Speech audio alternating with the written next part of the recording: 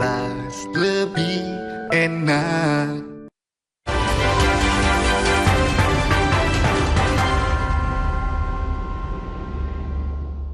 Kembali di Breaking News Kompas TV, Saudara. Bencana banjir dan longsor tak hanya membawa duka karena banyaknya korban jiwa, namun juga tantangan untuk menjaga warga yang selamat agar tetap sehat. Sejumlah penyakit pasca bencana mengintai dan pemerintah diharap sigap mengantisipasi ancaman penyakit yang mungkin menyerang pengungsi. Kami hadirkan cuplikan pernyataan dari Diki Budiman, ahli kesehatan Global Griffith University, dan Yarsi, yang juga dosen manajemen bencana dan kebijakan kesehatan berikut ini. Pertama ada 3 penyakit yang paling dominan menjadi masalah ya kesehatan setelah bencana adalah khusus untuk Indonesia, dan ini tidak berbeda dengan data luar negeri juga ya. Pertama adalah leptospirosis, di mana ini dominan pasca banjir ya. Kenapa dominan? Karena banjir ini menyebabkan paparan manusia terhadap air lingkungan yang terkontaminasi kotoran hewan ya, terutama tikus. Nah, kondisi genangan ini, pasar yang tergenang, sanitasi terganggu, ini yang meningkatkan risiko. Kemudian kedua ada penyakit diare ya, tifoid, termasuk juga bahkan potensi kolera ya. Walaupun ini masih relatif kecil, tapi diare dan demam tifoid ini cukup besar. Dan ini terutama karena kerusakan infrastruktur air minum ya. Jadi konsumsi atau kebutuhan air bersih ini menjadi sangat penting. Dan ketiga adalah infeksi saluran nafas. Bahkan kasusnya bisa lebih tinggi, terutama di lokasi-lokasi pengungsian, di mana anak-anak tinggal di tenda yang padat, ditambah lagi biasanya dekat misalnya dapur umum yang ventilasi sirkulasi udaranya kurang baik. Baik, Nah, ada satu lagi nih Mbak Disti, penyakit dengan kontribusi terbesar pada kematian pasca bencana. Biasanya segera setelah bencana, penyakit yang timbul tentu trauma langsung ya. Ini termasuk orang tenggelam, tertimpa, bahkan harus hati-hati. Dia ingin mungkin kembali ke rumahnya, ingin mengecek, atau ini sangat berbahaya ya, karena bisa mungkin dia tergelincir lancur atau mungkin bangunannya dalam kondisi yang labil. Apa yang paling ini ya Pak, dampaknya ketika banyak kita dapat laporan warga bahkan harus meminum air genangan banjir karena tidak ada pasokan air bersih, belum ada pasokan air bersih yang merata di sana. Bagaimana? Nah, ini yang berbahaya ya, pemirsa dan juga Pak Adisti ya, bahwa pada saat situasi seperti ini sebetulnya yang harus diprioritaskan adalah pertama adalah akses air bersih dan sanitasi. Jadi bukan hanya air bersih untuk minum, masak ya, ataupun mandi, tapi juga sanitasi ya. Sanitasi ini adalah ya dia kan akan harus kencing, buang air besar. Nah, ini yang harus dipastikan ketersediaannya meskipun dalam konteks masih darurat ya. Karena kalau itu tidak, itulah yang akan akhirnya menambah potensi risiko terjadi masalah kesehatan yang serius, dan ini bisa menyebabkan bencana tambahan. Bencananya berupa KLB atau kejadian luar biasa penyakit atau wabah. Yang ada di balik ini sebetulnya yang membuat saya khawatir adalah ketika hewan-hewan itu juga terdampak. Ini bicara potensi adanya pelompatan virus ke inang yang baru, itu bisa terjadi dalam konteks seperti ini. Jadi sekali lagi jangan berbuat kerusakan pada alam ini, terutama hutan-hutan kita, karena itu akan kembali pada kita satu waktu nanti menjadi satu ancaman kesehatan yang jauh lebih serius. Lalu Saudara, bagaimana dengan pelayanan kesehatan di wilayah bencana, terutama di wilayah Biren Aceh? Kita sudah bergabung dengan jurnalis Kompas TV, Rizka Devi, dan juru kamera Nova Misdayanti. Selamat siang Rizka, bagaimana kemudian kondisi para pengungsi maupun juga warga yang terdampak di sana? Bagaimana mereka bisa mendapatkan pelayanan kesehatan? Selamat siang, ini juga saudara, kalau dari informasi yang kami dapat, ini memang saat ini untuk pelayanan kesehatan ini masih beroperasi begitu, baik rumah sakit umum daerah, kemudian juga beberapa puskesmas, termasuk tempat di mana saya melaporkan ini, bisa dilihat di belakang saya, ini merupakan rumah sakit umum daerah Pesangan Raya. Sebenarnya rumah sakit ini sedang dalam proses konstruksi begitu, sehingga petugas medis yang ada di posko belakang saya ini merupakan petugas medis yang ada di Puskesmas Pesangan. Ini tepat berada sekitar beberapa ratus meter dari tempat saya berada saat ini, dan juga untuk kondisi di Puskesmas Pesangan ini kemarin sempat terendam banjir dan saat ini ketinggian lumpur ini masih terendam begitu. Dan juga akhirnya petugas puskesmas maksud kami ini berpindah untuk beroperasi, pelayanannya tetap terbuka 24 jam di sini dengan obat-obatan seadanya dan juga alat medis seadanya. Mengingat kemarin informasi yang kami peroleh juga mereka kekurangan listrik di sini karena mengingat di Biren sendiri ini untuk listrik dan juga jaringan komunikasi ini belum juga pulih begitu. Sementara untuk rumah sakit, untuk puskesmas di sini di Biren sendiri ada 20 puskesmas dan juga saat ini untuk 12 masih beroperasi dengan normal begitu. Meskipun memang untuk obat-obatan masih terbatas. Sementara ada 5 yang rusak berat begitu dan ini dialih fungsikan begitu. Sementara operasinya tidak berjalan begitu. Sementara ada 5 rumah sakit juga di Biren sendiri. Ada 1 rumah sakit umum, rumah sakit Dr. Fauzia. Saat ini pelayanannya memang pasiennya masih membludak begitu. Namun pelayanan di IGD sedikit lebih lama. Tapi tetap beroperasi sebagaimana mestinya meskipun mengandalkan genset untuk alat-alat medisnya. Sementara ini dikarenakan memang faktor utamanya karena infrastruktur di Biren ini banyak yang rusak. Mulai dari jembatan, kemudian juga dari jalan. Sehingga akses logistik ini terhambat, ya. Baik, Rizka, sudah berjalan pelayanan kesehatan walaupun masih terbatas. Terima kasih melaporkan dari Biren Aceh. Saudara, kita akan langsung menuju ke Halim Perdana Kusuma terkait dengan pengiriman bantuan dari sana untuk menuju ke wilayah Sumatera berikut ini. Yang terlibat adalah 30.864. Kemudian jumlah pesawat angkut 18 pesawat, helikopter 36 helikopter, KRI, ulangi kapal TNI yang dilibatkan ada 16 kapal, 14 KRI dan 2 ADRI. Kemudian hingga total pelibatan seluruh alutsista pesawat maupun KRI ada 70 unit sampai dengan saat ini. Kemudian untuk bantuan melalui udara, total bantuan melalui udara barang yang didistribusikan dari Halim Perdana Kusuma ke berbagai pangkalan aju, yaitu Medan, Padang, Banda Aceh, Lok Sumawe, Sibolga, dan Rembele, itu sampai dengan saat ini jumlah 271,39 ton bantuan.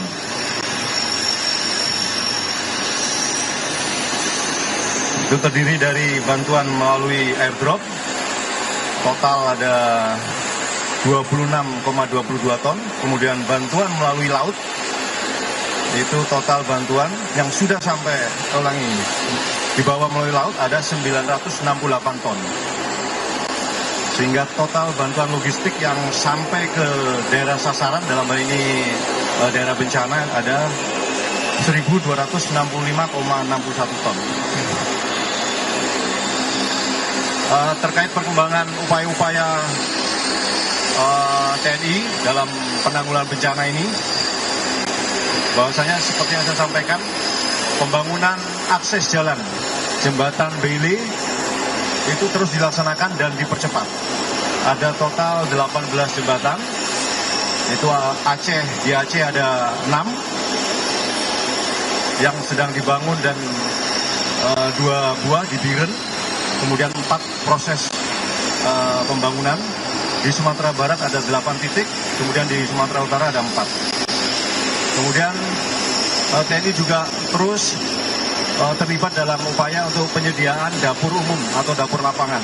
Ya, ada total ada 21 dapur umum atau dapur lapangan, 6 di Aceh, 11 di Medan, dan 4 di Sumatera Barat. Dilaksanakan oleh Bekangdam. Kemudian penyediaan air bersih, tergelar mobil RO, reverse osmosis, ada 9 buah, 6 di Iskandar Muda, kemudian 1 di Bukit Barisan, dan 2 di Tuanku Imam Bonjol, Sumatera Barat. Saya sangat berterima kasih untuk rekan-rekan media maupun masyarakat, banyak yang terus memberikan informasi update bagaimana pelaksanaan penanggulangan bencana di sana, baik itu bersifat penyampaian pernyataan yang positif maupun sifatnya membangun. Ya, dalam artian memberikan hal-hal yang kekurangan-kekurangan yang di lapangan. Ya, jadi saya sangat berterima kasih. Sebagai contoh, itu semalam itu kami mendapat info tentang kondisi Rumah Sakit Umum Daerah di Aceh Tamiang. Ya, jadi disampaikan bahwa masih ada personil yang dirawat inap, namun kondisinya tidak layak. Oleh karena itu, pada hari Kamis itu personil dari Kodim Aceh Tamiang sudah meluncur ke sana melaksanakan pembersihan. Karena mengingat memang akses jalan Rumah Sakit Umum Daerah itu tertutup oleh mobil-mobil akibat banjir, maka dibutuhkan tenaga yang lebih besar. Maka di hari Jumat kemarin penambahan menjadi 100 orang melakukan proses recovery operasi di Rumah Sakit Umum Daerah Aceh Tamiang. Ya, walaupun memang dari sisi peralatan akibat banjir tidak dapat berfungsi kembali, namun setidaknya layak untuk rawat inap sementara. Ya, jadi alhamdulillah proses upaya-upaya untuk melaksanakan perbaikan layanan publik terus dilaksanakan oleh prajurit-prajurit kita di sana. Ya, itu terkait dengan kondisi Rumah Sakit Umum Daerah di Aceh Tamiang. Saya kira itu dari saya sebagai pembuka. Nanti akan ada penyampaian lebih detail dari Kadis Penal, kemudian Kadis Pen Angkatan Darat dan Kadis Pen Angkatan Udara terkait dengan gelar maupun kegiatan yang dilaksanakan. Kami persilakan Kadis Penal.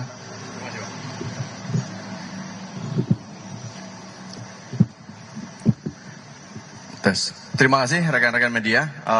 Sesuai yang diarahkan oleh Bapak Kapuspen, kami menyambung tentang kegiatan yang dilaksanakan oleh unsur-unsur TNI Angkatan Laut. Sampai dengan saat ini, TNI Angkatan Laut mengerahkan 14 KRI dari berbagai jenis, 2 diantaranya merupakan kapal rumah sakit. Kemudian untuk kekuatan udara ada 7, terdiri dari 5 helikopter dan 2 pesawat CN. Helikopter ini merupakan helikopter yang on board di atas KRI. Kemudian selain daripada itu, TNI Angkatan Laut juga mensiagakan personel dari Batalion Kesehatan Marinir. Juga melibatkan komando-komando kewilayahan yang berada di sekitar daerah terdampak bencana, yaitu Kodairal 1 di Belawan dan Kodairal 2 yang ada di Padang. Total pelibatan personel sampai dengan saat ini yaitu 3.452 personil. Kemudian untuk disposisi ataupun penggelaran KRI sampai dengan saat ini ada 3 KRI yang standby di Jakarta. Salah satunya yaitu KRI Bontang yang merupakan kapal perang jenis tanker yang akan memuat bahan bakar solar sebanyak 2.000 kiloliter. Saat ini masih dalam proses untuk loading bahan bakar yang akan didistribusikan ke daerah-daerah yang terdampak. Segera setelah penuh, selesai pengisian akan berangkat ke daerah yang membutuhkan. Kemudian 9 KRI sudah tergelar di area operasi, terbagi ke dalam 2 area operasi secara besar, yang sebagian berada di pantai timur Sumatera, dan yang satunya lagi berada di pantai barat Sumatera. Kemudian 2 KRI masih perjalanan dari daerah wilayah timur menuju ke Jakarta dalam rangka untuk persiapan pengangkutan bahan-bahan kontak yang akan digunakan dalam perbantuan. Kemudian khusus untuk satuan tugas yang berada di wilayah Belawan, fokus kepada mempercepat pendistribusian bahan kontak, kemudian juga melaksanakan embarkasi personil ke KRI Dr. Suharto, karena KRI ini merupakan KRI jenis rumah sakit yang turut melaksanakan pelayanan kesehatan, bakti kesehatan kepada masyarakat, termasuk juga apabila ada prajurit TNI yang mengalami kendala kesehatan. Kemudian selain daripada itu juga melaksanakan embarkasi maupun debarkasi bahan-bahan kontak dari titik-titik pengumpulan ke daerah-daerah yang akan dituju. Demikian juga untuk yang berada di daerah Padang, fokus kepada pencarian korban, kemudian penyelamatan, juga pendistribusian bahan kontak supaya lebih cepat sampai ke daerah-daerah sasaran. Demikian Pak Kapus dari TNI Angkatan Laut. Terima kasih. Mungkin dari TNI Angkatan Darat ada penambahan? Silakan. Baik, terima kasih rekan-rekan media. Kami atas izin Kapuspen menambahkan kemarin satu kapal ADRI 52, nomor lambungnya 52, juga sudah berangkat dari Tanjung Priok menuju kodam-kodam yang terdampak. Ada beberapa bekal yang dibawa, ada matkes, ada alat berat, ada sembako itu sendiri, kemudian ada perlengkapan berupa kendaraan-kendaraan membantu masyarakat yang terdampak dan para prajurit yang berada di garis depan. Daerah sasarannya yang pertama tentu adalah Kodam Tuanku Imam Bonjol, kemudian Kodam 1 dan Kodam IM. Jadi totalnya ada 2 ADRI, kapal ADRI yang sudah bergerak. Selain bantuan-bantuan dari pusat, kodam-kodam setempat juga menggerakkan satuan-satuannya secara keseluruhan untuk membantu masyarakat. Prioritas kami adalah keselamatan masyarakat, membantu evakuasi mereka yang selamat, kita bantu bagaimana makannya, kemudian jalur distribusi logistik yang tertutup, ada jembatan beli yang kami bawa di ADRI 52 ini, dan ada beberapa jembatan beli yang saat ini sedang terpasang. Tentunya ini semuanya dalam rangka untuk membantu masyarakat, dan itu adalah fokus Angkatan Darat. Terima kasih. Selamat siang rekan-rekan media. Kami dari unsur udara mungkin kami akan menambahkan sedikit tentang pelaksanaan kegiatan unsur udara pada hari ini. Kita terus mengerahkan sejumlah alutsista kita berupa pesawat angkut, baik itu yang berat ataupun yang sedang. Seperti tadi sudah disampaikan, total bantuan yang telah kita angkut ke sejumlah pangkalan aju yang ada di 3 provinsi yang terdampak itu 271 ton seperti yang disampaikan oleh Kapuspen tadi. Kemudian hari ini kita juga melaksanakan pengangkutan barang bantuan sosial dengan menerbangkan 3 pesawat Hercules dengan rincian 1343 pesawat Super Hercules itu membawa sejumlah bantuan yang masih tetap kita fokuskan kepada barang-barang yang sangat dibutuhkan, seperti contoh sembako, kemudian peralatan-peralatan yang mendukung pelaksanaan operasi udara yang dilaksanakan di satuan pangkalan-pangkalan aju tersebut. Selain itu, kita juga masih tetap mengerahkan helikopter di 3 pangkalan aju tersebut, baik di Medan, kemudian di Banda Aceh, ataupun di Sumatera Barat di Padang. Heli-heli ini tetap menyalurkan sejumlah bantuan yang dibutuhkan. Kemudian selanjutnya, untuk airdrop ataupun helibox, distribusi bantuan melalui udara, sepertinya masih tetap akan terus dilakukan hingga nantinya memang kebutuhan-kebutuhan pokok daripada masyarakat yang terdampak tersebut sudah tersuplai melalui jalur darat. Mungkin sementara itu yang dapat kami sampaikan. Terima kasih.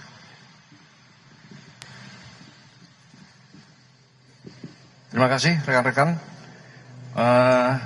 Saya kira itu dari Posko Terpadu Penanggulangan Bencana. Mungkin ada dari rekan-rekan yang ditanyakan, saya persilakan. Ya, silakan Mbak. Izin Pak Cindy, Kompas TV. Pak, kalau untuk bantuan, sekarang kan udah di H+ sekian, untuk bantuan yang dibutuhkan itu masih sama?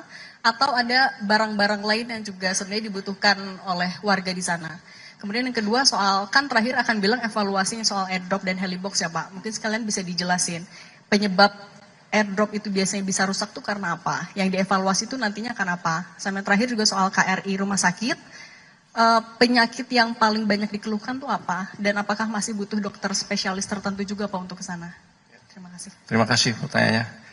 Yang pertama terkait dengan bantuan, itu untuk jenisnya beberapa masih sama ya, karena memang yang dibutuhkan mulai dari bahan pangan ya, baik itu berupa beras, kemudian makanan instan ataupun makanan siap saji juga, karena memang keterbatasan alat masak sehingga butuh itu. Kemudian bantuan kesehatan dan juga dinamis sesuai dengan kebutuhan real di lapangan. Jadi kita bersama BNPB selalu komunikasi, kemudian apa-apa saja yang menjadi kebutuhan, seperti contoh ada beberapa titik yang terisolir itu, untuk tempat tenda-tenda pengungsi itu tidak layak, ya kan? Kemudian makanya didoronglah kebutuhan-kebutuhan akan tenda yang layak untuk para pengungsi, kemudian alat-alat tempat tidur, langit, kasur dan kebutuhan bayi, ya kan? Ya, jadi beberapa kebutuhan yang mendesak, pakaian dan sebagainya itu nantinya akan dinamis sesuai dengan yang kenyataan di lapangan. Kemudian yang kedua tentang evaluasi ya. Kita terus mengevaluasi proses distribusi bantuan melalui udara. Perlu saya tekankan di sini bahwa di momen saat ini, khususnya pada tempat-tempat yang terisolir, sulit dijangkau, masih tertutup akses jalan daratnya, kemudian masih terputus akses jalan daratnya. Itu kemampuan kekuatan udara itu memang sangat mendukung. Ya. Jadi helikopter, pesawat udara yang melaksanakan airdrop dengan berbagai model, yaitu baik menggunakan teknik helibox, kemudian low cost, low altitude itu menggunakan parasut, semuanya kita upayakan untuk pendistribusian, percepatan pendistribusian, sehingga bantuan itu cepat sampai kepada para masyarakat terdampak. Jadi beberapa masukan, kemudian koreksi, kemudian evaluasi itu kita jadikan perbaikan internal, kemudian menyeluruh ya, bukan hanya pihak TNI, karena memang kekuatan unsur-unsur udara itu ada yang dari BNPB, kemudian beberapa kementerian lembaga yang mendukung ini. Ya, jadi kita evaluasi, kemudian saya tegaskan di sini bahwa keamanan dari kru, keamanan dari alutsista dalam ini heli maupun pesawat, serta keamanan dari masyarakat itu yang menjadi prioritas kami. Ya, jadi evaluasi tetap bagaimana percepatan pendistribusian logistik, namun tidak mengabaikan sisi keamanan. Ya, itu tetap kita laksanakan dan alhamdulillah sampai sejauh ini semuanya berjalan baik. Karena memang kita butuh dropping zone yang layak. Sementara di daerah-daerah terisolir itu banyak tempat-tempat terbuka, medan terbuka tapi tidak layak. Jadi kelihatan luas seperti lapangan, tapi tanahnya lembek, kemudian lunak, tidak layak untuk didarati. Kemudian bekas-bekas puing yang apabila kena baling-baling itu akan berterbangan juga membahayakan alutsista. Ya, saya kira itu. Yang lain? Oh ya, untuk KRI silakan. Terima kasih. Saat ini ada 2 KRI jenis rumah sakit, KRI Dr. Suharto yang diposisikan di pantai timur, mulai dari Aceh Tamiang, Belawan dan lain sebagainya. Kemudian satu lagi yaitu KRI Rajiman, itu diposisikan di pantai barat, wilayah Sibolga, Nias dan lain sebagainya.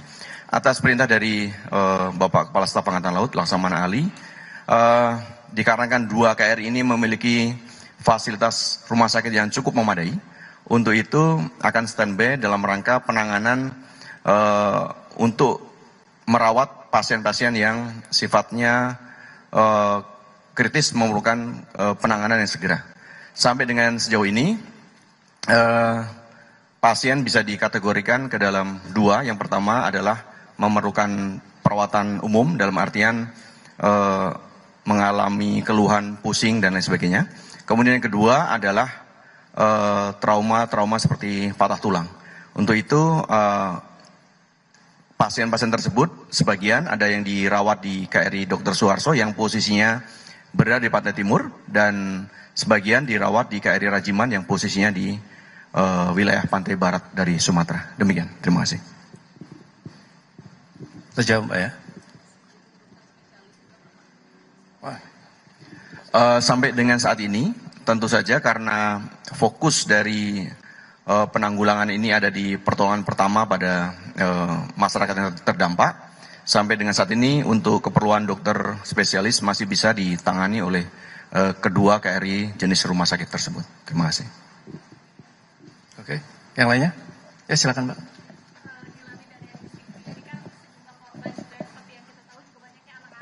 Apakah dari TNI sendiri mengadakan seperti trauma healing kepada anak-anak, karena yang kita tahu kan mereka pasti lebih trauma ya dibandingkan orang dewasa melihat bencana itu. Ini itu seperti apa? Ya. Jadi di tiap-tiap kodam juga perlu saya sampaikan itu dari Kesdam, kemudian dari lembaga psikologi itu berupaya juga melaksanakan penanganan dari sisi itu trauma healing tadi, ya kan, sehingga nantinya memang kita lihat sendiri di beberapa media sosial juga sudah mulai berjalan bersama dengan kementerian lembaga, Kementerian Sosial, kemudian Kementerian Perlindungan Anak. Jadi berupaya untuk melaksanakan upaya-upaya tadi, ya, yang terbaik lah untuk anak-anak, kemudian para pengungsi maupun para terdampak bencana, sehingga trauma bencana itu dapat dilalui, ya. Sehingga saya lihat di beberapa media sosial juga bagus sekali ya, para rekan-rekan masyarakat juga ikut, masyarakat yang berempati juga turut membantu di titik-titik pengungsian ya, jadi membantu untuk menstabilkan kembali khususnya anak-anak itu, kemudian melakukan pengajaran, pendidikan yang sifatnya memberikan hiburan kepada anak-anak ya. Saya kira semua upaya itu kita laksanakan, utamanya untuk mempercepat titik-titik daerah-daerah yang wilayah-wilayah yang terdampak ini untuk pulih kembali ya. Terima kasih. Yang lainnya? Cukup ya. Tambahan dari saya ya, terakhir, jadi perlu saya sampaikan bahwa saya, TNI dan semua rekan-rekan yang bekerja di sana itu butuh masukan-masukan yang membangun, kritik-kritik yang membangun dari rekan-rekan. Sehingga saya harapkan setiap informasi jangan sungkan-sungkan untuk menyampaikan ke saya. Bahwa ujian musibah ini bukan hanya duka dari saudara-saudara kita yang terdampak, ya, tapi ini duka kita bersama. Dan saya pastikan negara hadir, TNI hadir, memberikan yang terbaik untuk masyarakat di Aceh, Sumatera Utara, dan Sumatera Barat. Terima kasih. Wassalamualaikum warahmatullahi wabarakatuh.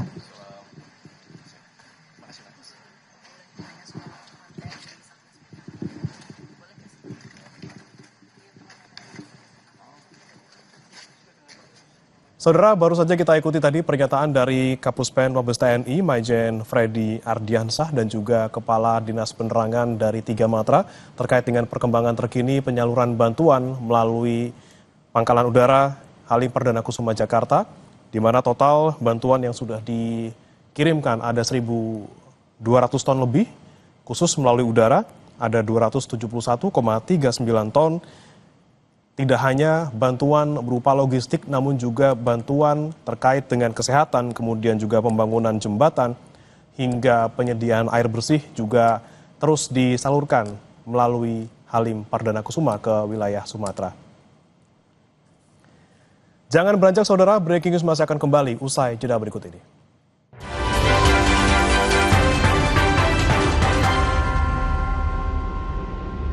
Setiap orang punya semangatnya masing-masing untuk memberikan yang terbaik.